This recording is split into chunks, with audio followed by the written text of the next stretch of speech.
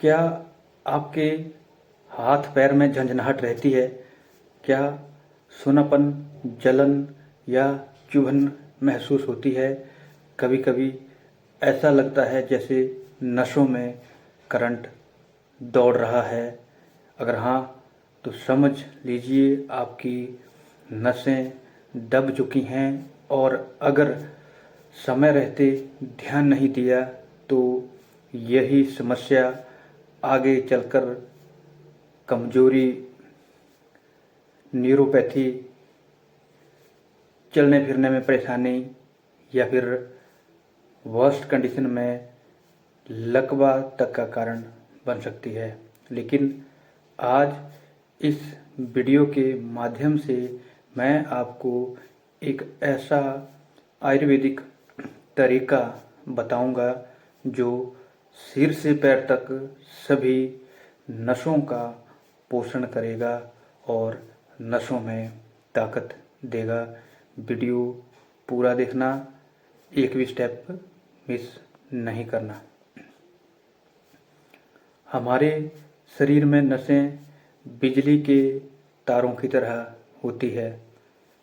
इनका काम है दिमाग में मैसेज पहुंचाना,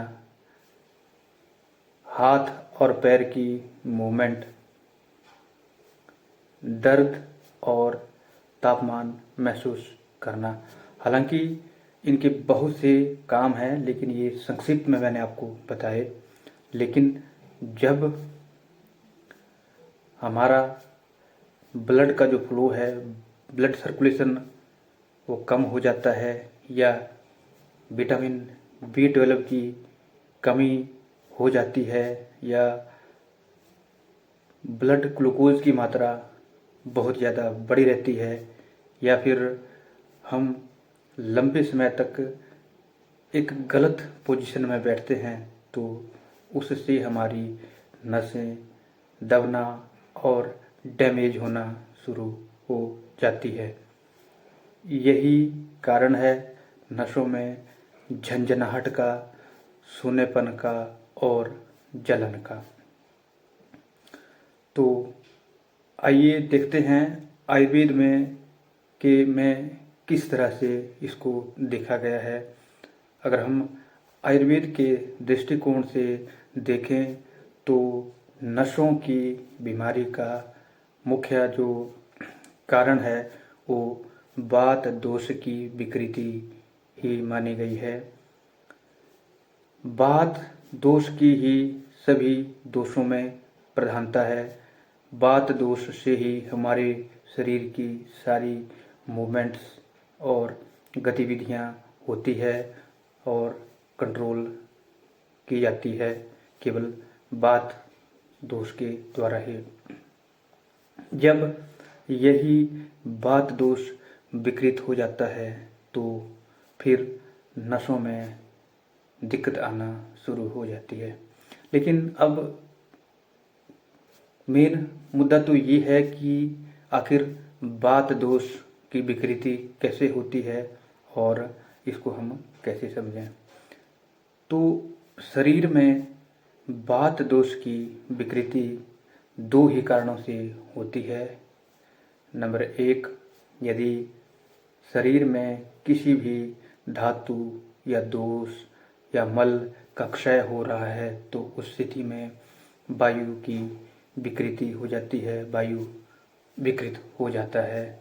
जैसे ओल्ड एज में जो डिजेनरेशन की वजह से धातु क्षय हो जाता है तो वो क्षयजन्य वात विकृति उसको माना गया है।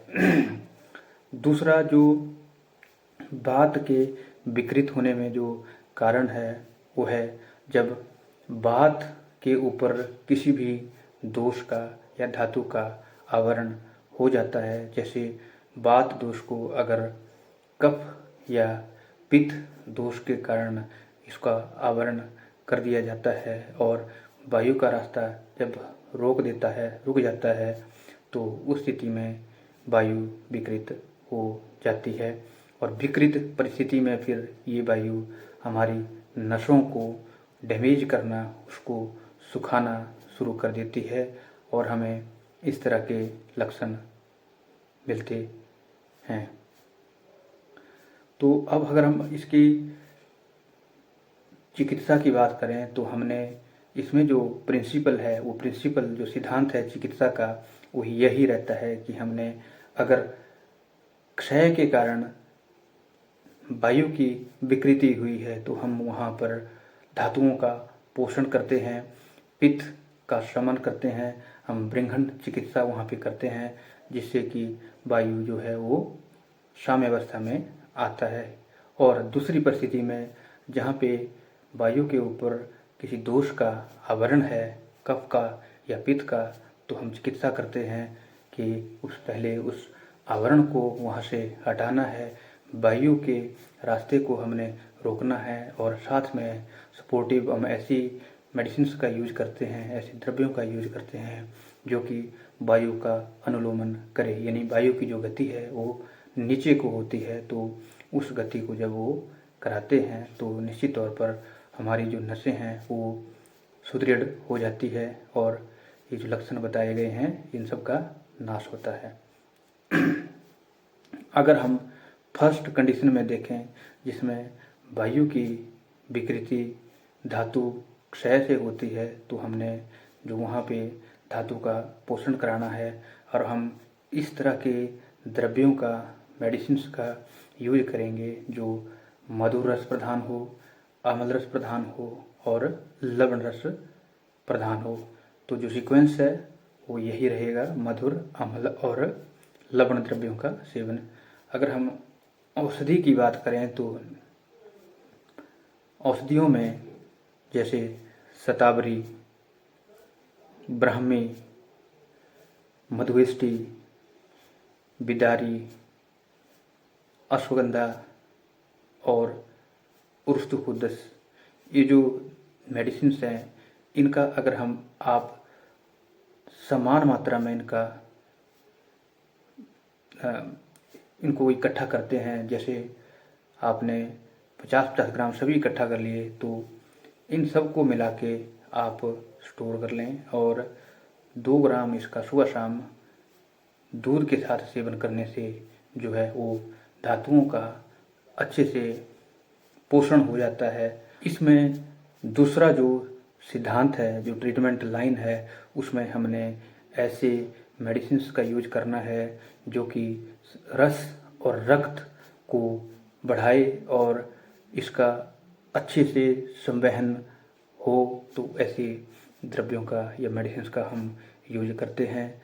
तो रस और रक्त धातु पे काम करने वाली जो आयुर्वेद में प्रसिद्ध औषधियाँ हैं वो अरुग्यवर्णी बटी 2-2 गोली सुबह शाम और पुनर्नवादी मंडूर 2-2 गोली सुबह शाम इसका सेवन कर सकते हैं, जो कि शरीर में रस और रक्त का शुद्ध रस और रक्त का निर्माण करेगी और रक्त संचार को भी शरीर में बढ़ाएगी। तीसरे नंबर पे हमने आश्व और अरिष्ट का प्रयोग करना है, जो कि अपने वैवाही और विकासशील, वैवाही का मतलब जो एकदम शरीर में जो फैल जाता है और स्रोतों को, हमारे चैनल्स को खोलने वाला होता है। तो ऐसे आश्व और अरिष्टों का हम यूज करेंगे जो कि मेडिसिन्स को तुरंत प्रभाव से अपने टारगेट जो उसका ऑर्गन है वहाँ तक पहुँचाएंगे। तो इसमें जो आश्व अरिष्ट हैं वो जैसे महामंजिष्ठारिष्ट, कालमेघाश्व या फिर पुनर्नवारिष्ट, इस तरह के द्रव्यों का हम इस तरह के आश्व और इष्ट का प्रयोग हम करेंगे। चौथे नंबर पे हमने, जैसे मैंने पहले भी कहा कि हमने वायु का जो है अनुलोमन करना है। वायु की जो गति है, स्वाभाविक गति, वो नीचे की तरफ मानी गई है। जब ये गति विपरीत हो जाती है तो फिर ये वायु विकृत हो जाती है। तो हमने इस तरह के द्रव्यों का प्रयोग करना है जो कि वायु का अनुलोमन करें। तो इसमें सबसे श्रेष्ठ जो द्रव्य हैं वो दशमूल के क्वाथ या फिर दशमूलारिष्ट का सेवन 20-20 ml सुबह शाम पानी में मिला के, इसके साथ ही हम तेल का प्रयोग करेंगे, क्योंकि वायु के शमन के लिए सबसे जो श्रेष्ठ जो औषध मानी गई है वो तेल को माना गया है। तो एरंड तेल का सेवन जो है वो 10 मूल के साथ मिला के 20 ml 10 मूल 20 ml पानी और 10 ml 10 एरंड तेल को मिला के इसका सेवन जब हम करेंगे तो ये वायु का अनुलोमन अच्छे से हो जाएगा। साथ ही साथ वायु के और पित्त के शमन के लिए जो औषधि है, जो श्रेष्ठ औषधि मानी गई है, वो घृत को माना गया है। घृत जो नसें हमारी सूखी हुई होती है उनको वो स्निग्ध करता है, जो माइलिन शीथ है, माइलिन शीथ की वो रिपेयर करता है। इसलिए पंचतिक्त घृत जो एक मेडिकेटेड जो घृत आयुर्वेद में जिसका वर्णन किया गया है उसका प्रयोग 2-2 ग्राम सुबह शाम किया जा सकता है।